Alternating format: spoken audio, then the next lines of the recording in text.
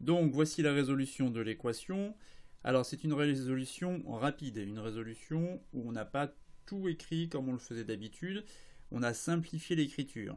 Vous regarderez ça rapidement et puis on prendra quelques minutes à la suite de cette rédaction pour vous expliquer comment on peut simplifier la résolution d'une équation en termes d'écriture. Mais il faut bien avoir en tête qu'on reprend exactement les mêmes méthodes que ce qu'on a fait avant. Bref, ici, on a trouvé qu'il fallait soustraire 2x dans le membre de gauche, mais aussi dans le membre de gauche et dans le membre de droite. Et on a vu qu'il fallait soustraire aussi 44 dans le membre de gauche et dans le membre de droite. Et puis après, la simplification par moins 4, on ne l'a pas réécrite à gauche, on l'a juste écrite à droite. On verra ça tout à l'heure. Bref, on trouve une valeur de x qui est égale à 2,5. Il nous manque maintenant la dernière étape, c'est-à-dire la conclusion. La conclusion de ce problème est la suivante. Les périmètres des rectangles AEGD et EBHF sont égaux pour la longueur FH qui est égale à 2,5 cm. Donc voilà comment on fait pour résoudre un problème et comment on prend le temps de rédiger en détaillant les différentes étapes, c'est-à-dire déterminer l'inconnu, écrire une équation, résoudre l'équation et enfin donner une phrase réponse pour répondre exactement à la question qui nous est posée. Donc, maintenant que ça c'est fait, cette feuille-là vous pourrez la ranger dans votre classeur de cours et puis on va prendre quelques minutes pour expliquer cette histoire de simplification d'écriture dans la résolution des équations. Alors, pour ça, j'ai repris l'énoncé du numéro 6 de la page 180 que vous aviez à faire, dont on a déjà donné la résolution.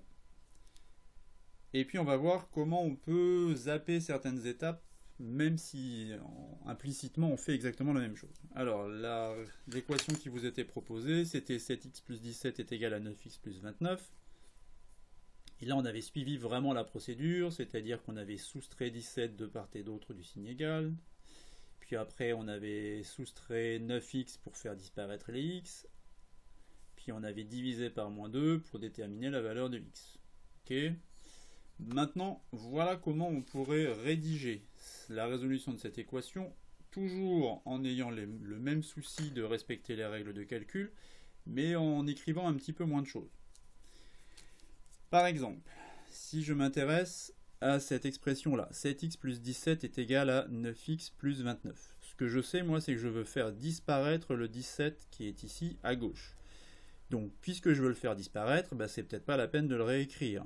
Je veux le faire disparaître, je ne l'écris pas, mais implicitement, je le fais, et donc, il n'existera plus dans la partie gauche. En revanche, pourquoi il n'existe plus dans la partie gauche ? C'est parce que je l'ai fait disparaître en enlevant 17.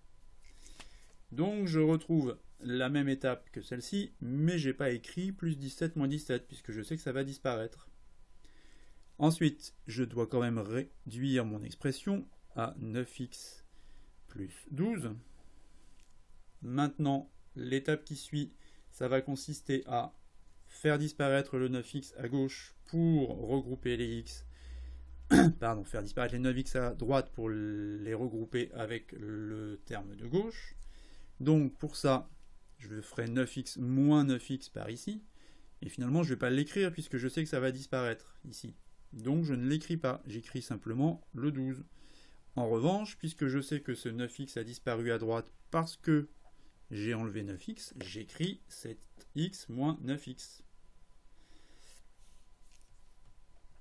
Je réduis l'expression, 2x sur 12.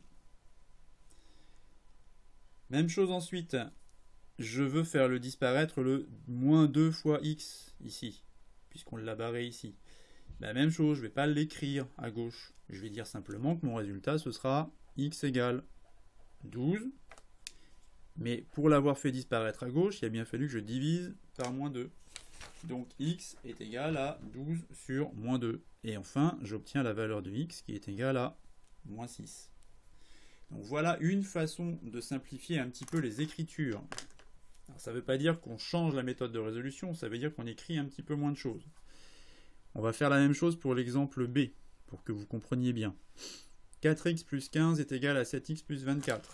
Donc je veux me débarrasser du 15 à gauche. C'est pas la peine de le réécrire. Mais pour le faire disparaître à gauche, c'est parce que je l'ai soustrait. Donc on obtient 4x est égal à 7x plus 9. Même chose, je veux faire disparaître le 7x à droite. Je ne vais pas le réécrire, mais je sais que pour le faire disparaître, eh bien c'est que j'ai fait moins 7x à droite. Et donc on simplifie en moins 3x est égal à 9. Ensuite, je veux trouver la valeur de x en divisant par moins 3. Donc je ne vais pas écrire divisé par moins 3 à gauche, mais en revanche, c'est bien ce calcul-là qui a été fait, et j'obtiens ici x est égal à moins 3. Ça simplifie un petit peu l'écriture, mais on applique toujours les mêmes méthodes. Alors on peut aller encore un petit peu plus loin. C'est ce que j'ai fait dans la résolution de l'équation du problème du cours tout à l'heure. Alors là, ça demande un petit peu de maîtrise. Vous essayerez si vous voulez, mais peut-être que pour certains, il sera quand même plus prudent de passer par les étapes intermédiaires. Je reprends l'équation C du numéro 6 ici. L'idée est toujours la même, regrouper les termes en x à gauche, regrouper les termes constants à droite. Et donc, plutôt que de le faire en deux étapes, comme on l'a fait ici, eh bien, on va le faire en une seule étape. Alors, comment on peut faire ça? Eh bien, les termes en x qui sont déjà à gauche, je les laisse à gauche. Les termes en constants qui sont déjà à droite, je les laisse à droite. Et maintenant, ce terme constant là qui n'est pas à sa place, le plus 26, pour le faire disparaître, j'aurais dû faire moins 26 par ici. Et maintenant je fais moins 26 à droite. Et dans le même temps, le plus 5x qui est là pour le faire disparaître, j'aurais dû faire moins 5x. Eh bien je vais le faire ici à gauche.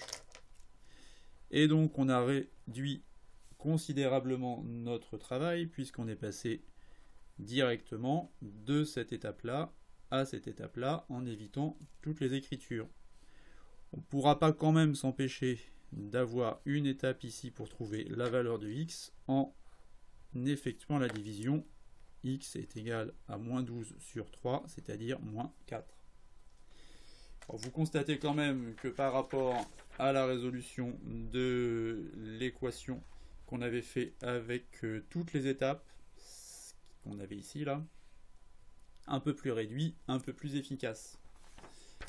Je fais la même chose pour l'expression D, qui était 23x plus 31, qui était égal à 16x plus 17, pour que vous compreniez bien. Donc, les termes en x à gauche, ils ne bougent pas. Les termes constants à droite, ils ne bougent pas. Les termes constants à gauche, moins 31, je le bascule à droite en changeant l'opération. Les termes en x à droite, plus 16x devient moins 16x à gauche. Ça me réduit mon équation à 7x est égal à moins 14.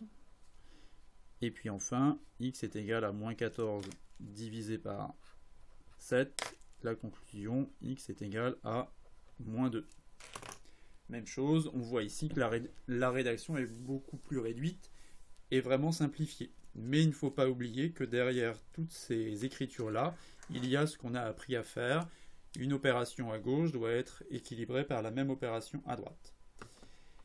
Voilà pour la résolution des équations et la mise en équation des problèmes. Bonne fin de journée, à bientôt.